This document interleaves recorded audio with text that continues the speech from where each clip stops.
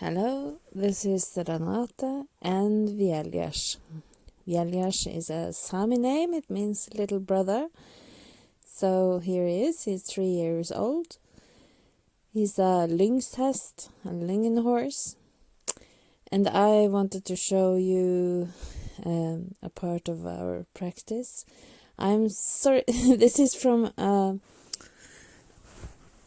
online session that I did on Facebook, so I had to record from Facebook. And I zoomed in on this clip because I am in the background and my friend with another lyngen horse is in the foreground. But I wanted to show you this because it builds up the session I had with him. I am trying to make him sweet on these big cable drums so that he will stay with me. I have sort of the idea that maybe I will try to sit on him for the first time. I just want to see where he's at, and he's a bit distracted and a little bit rowdy, so yeah, well, for a right-brained introvert at least.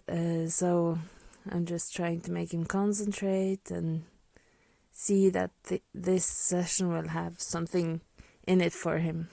So I have a few bits of carrots that I am presenting on the drum just to see how he responds to getting carrots. He's not bullying me for carrots a lot. He's accepting that he needs to work a bit. But yeah, I was really unsure how much of this I was going to show you, because it takes a while. But I'm testing in keeping the trot, staying focused on what I tell him, and then stopping at the drum.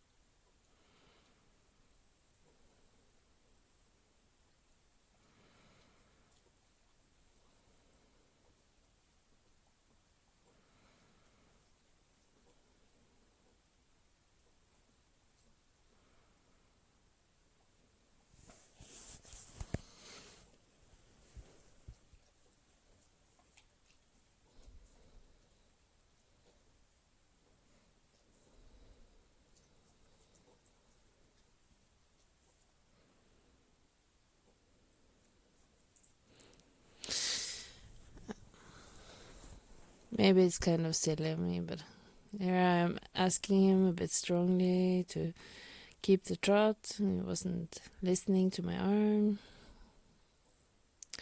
So here maybe you should have seen my body language even clearer so you could respond to that. But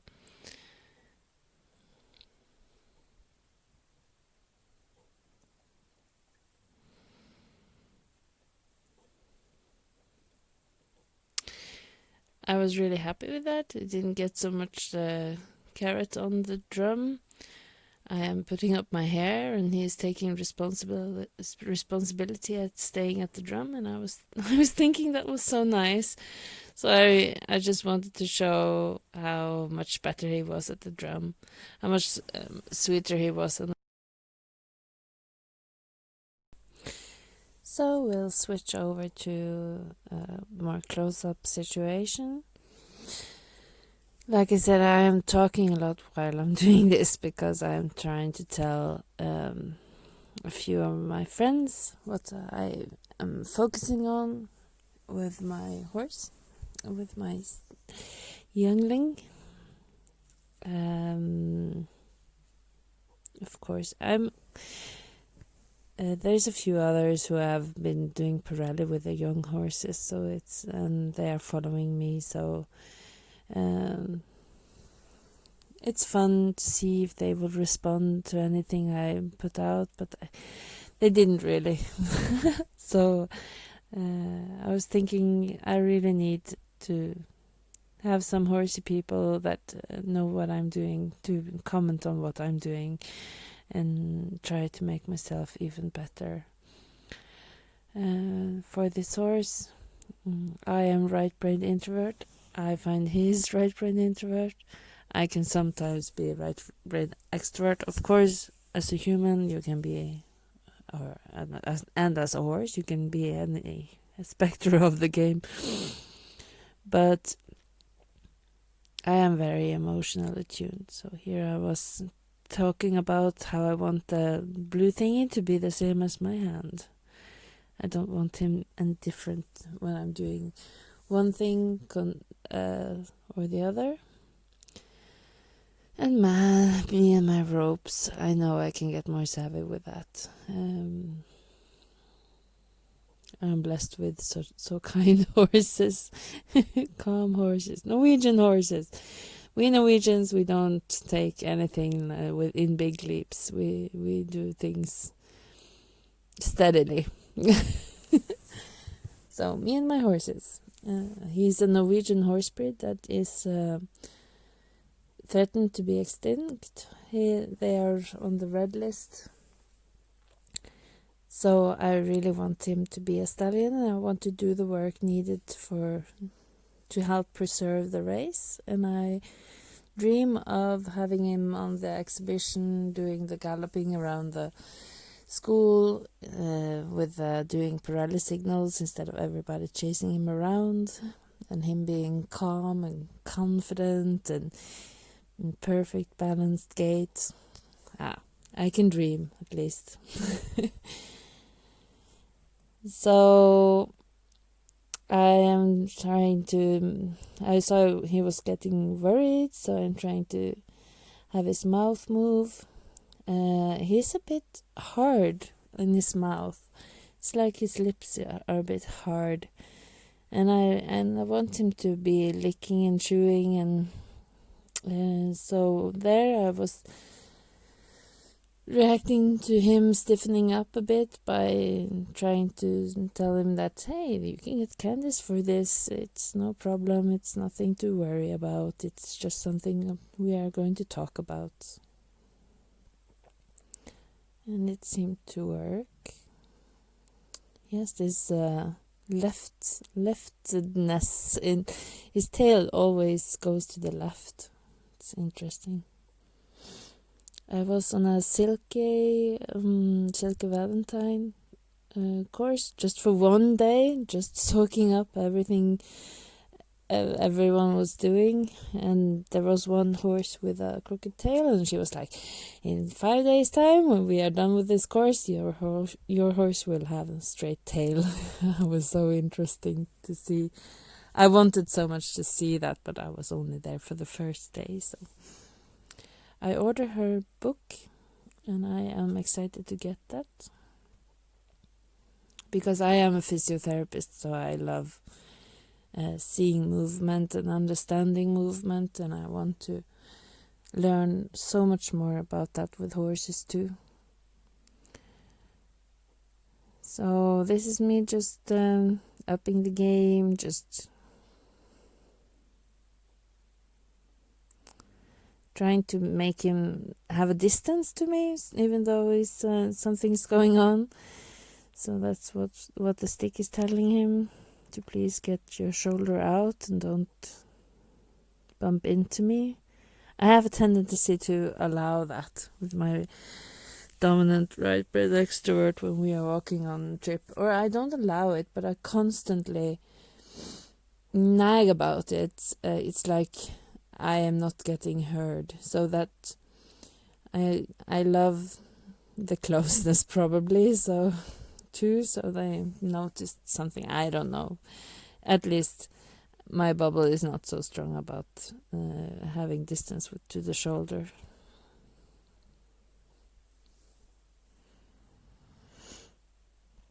So I noticed him getting tense in zone 4. So I'm working a bit on that. Or at least I'm making sure he's not. I thought he was and starting to like go out with his zone 4.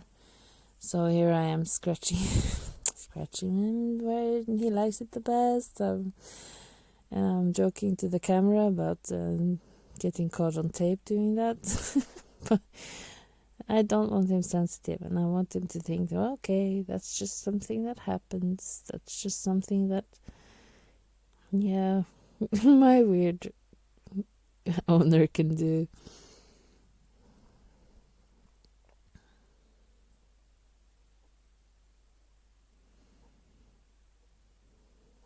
I feel like I have a lot of humor when I work with my horses.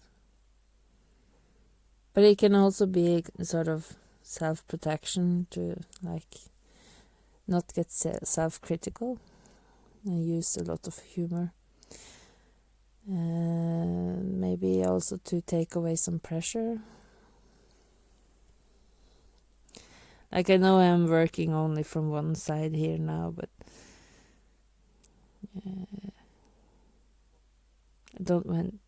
I'm not very repetitive of me, so I'm not always doing things from both sides. That's something for me to be aware of.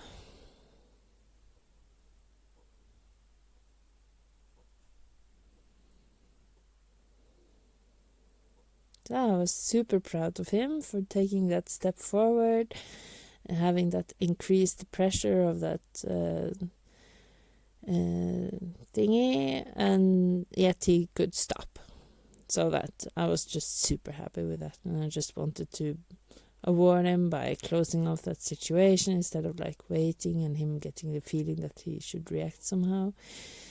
So then I just went on almost by instinct to do porcupine with the thingy, to tell him that, that was friendly, but sometimes this thing can be porcupine. It can be steady pressure, and you have to know how to deal with that too.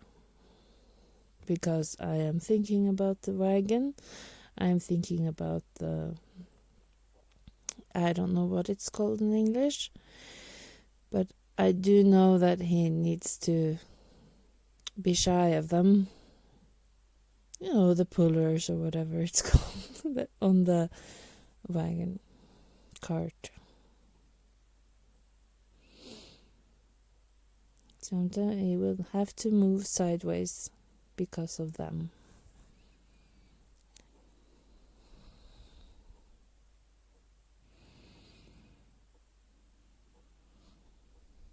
I'm trying not to have the hand by the head doing the carrot, because I hate it when they start nibbling my hands.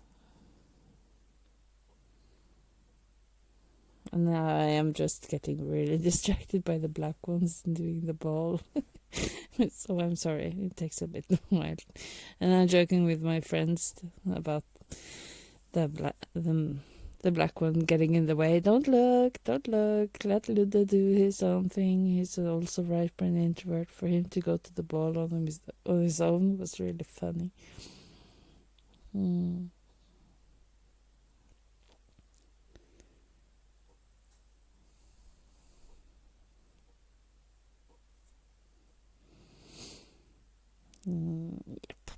It was I deemed that a good yield. You may comment if that should have been more. I love how curious he is on those float devices. So I'm just like, yeah, okay, you can back up now, and you can just treat it as any other object. Now it means nothing.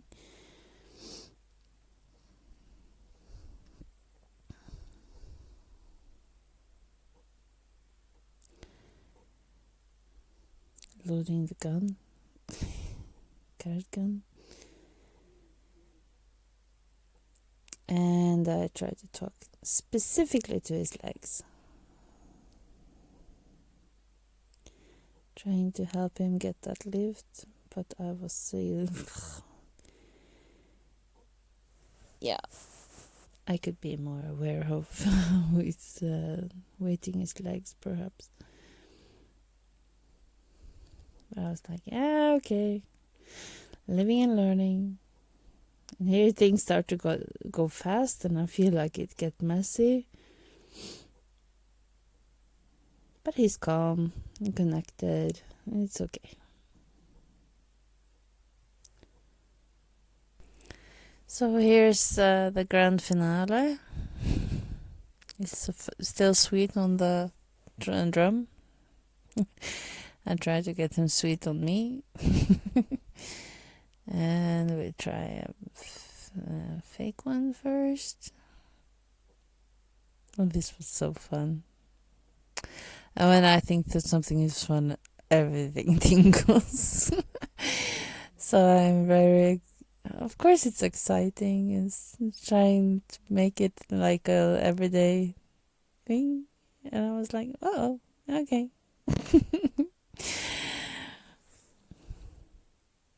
So I don't know. The video was mainly for you to get to know us and see how I work with the right brain introvert, and I am looking forward to hearing you think out loud about this. Thank you.